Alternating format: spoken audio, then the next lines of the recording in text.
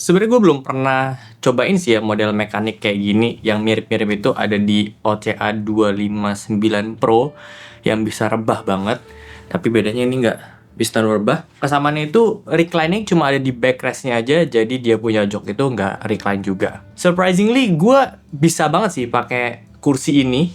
Awalnya gue skeptis ya, karena memang agak aneh sama dia punya mekanisme. Cuma memang bukan kursi yang jadi favorit gue banget ya. Ada beberapa catatan yang mungkin kalau ini diberesin gue bisa beneran pakai dengan nyaman gitu. Nama kursinya adalah Sihu M56V2. Kayak gini untuk detail sistem mekaniknya dia, back tilt ya namanya. Model mekanik kayak gini tuh nggak terlalu nyaman kalau misalnya kita lagi tegak terus langsung direbahin, karena bikin badan kita jadi ketinggalan.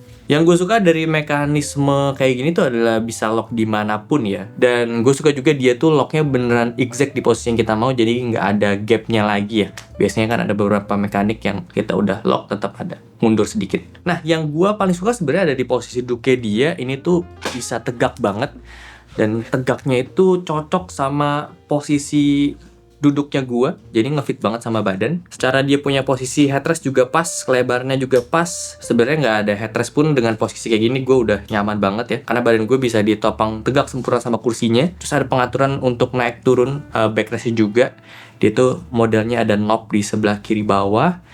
Terus kita bisa naik turunin kayak gitu. Jadi gue bisa menyesuaikan gue punya posisi lumbar supportnya juga. By default sih ini kependekan ya kalau di posisi terpendeknya dia buat badan gue yang tinggi 172 berat 70 kilo. Ya secara ukuran sih ini kursi cocoknya buat orang yang start dari 160 cm pun bisa duduk di kursi ini ya.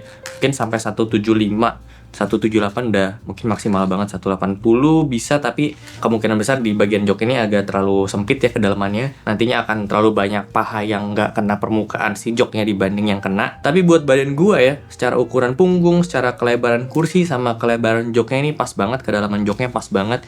Ada 3 ruas jari di belakang paha gua.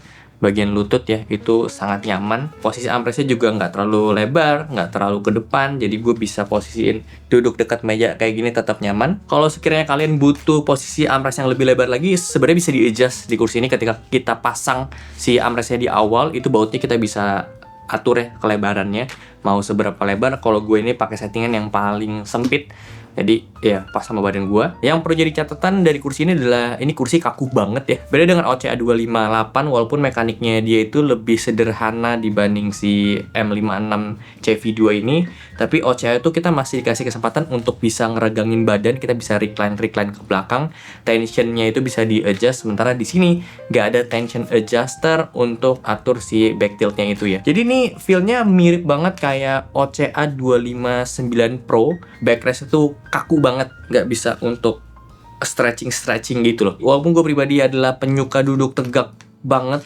tapi ya nggak sekaku ini juga sih. Terus saran dari gue supaya kursi ini bisa lebih nyaman lagi, coba diganti armpitnya jadi yang soft touch, yang rubber.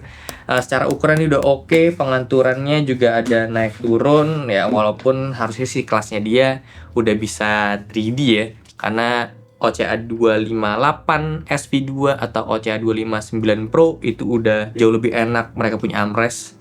Jadi ya bisa pakai armrest kayak gitu. Secara kualitas dari kursinya sih gue nggak ada komplain, nggak ada bunyi sama sekali, rigid banget ya ini kursi. Itu juga keunggulannya dari kalau misalnya punya mekaniknya sederhana, nggak terlalu banyak komponen yang bergerak di mekaniknya, yang bergesekan itu lebih minim, jadi ya suara yang dihasilin juga ini lebih silent, bahkan nggak ada ya. Plastiknya juga oke, nggak kayak plastik ember, finishingnya bagus. Secara mesh, fabriknya juga ya gue udah pernah pakai yang mereka punya seri lain Sihu kayak gini, gue sih nggak ada isu ya sama fabriknya mereka. Untuk joknya ini gue rasa bukan foam molded, karena kalau gue dudukin juga nggak dikasih feedback gitu sama si foamnya ini. Tapi bukan yang rasanya tuh langsung kempes kayak di NC4. Ini kayak masih ada dampenernya dikit ya. Jadi ya ini jok yang oke lah, tapi gue berharap sih pakai molded foam aja lebih nyaman. Gas sleeve-nya di sini pakai kelas 4, gue perlu appreciate hal ini ya. Untuk wheelbase di sini agak kecil, sekitar 60 cm, tapi kalian coba lihat si caster wheel-nya. Ini caster wheel-nya menurut gue sih enak banget ya, bahannya rubbernya tebel banget, jadi super silent kalau gue gerak-gerakin. Cuma emang ukurannya ini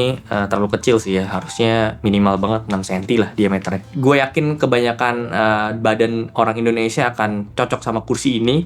Di 170, 165, 160 cm tingginya, ini masih bisa sangat dipakai kursinya. Tapi ya gue harap sih dengan harga yang dikasih ya, dia bisa kasih upgrade di bagian part-part yang mungkin material tuh bisa kasih kenyamanan lebih.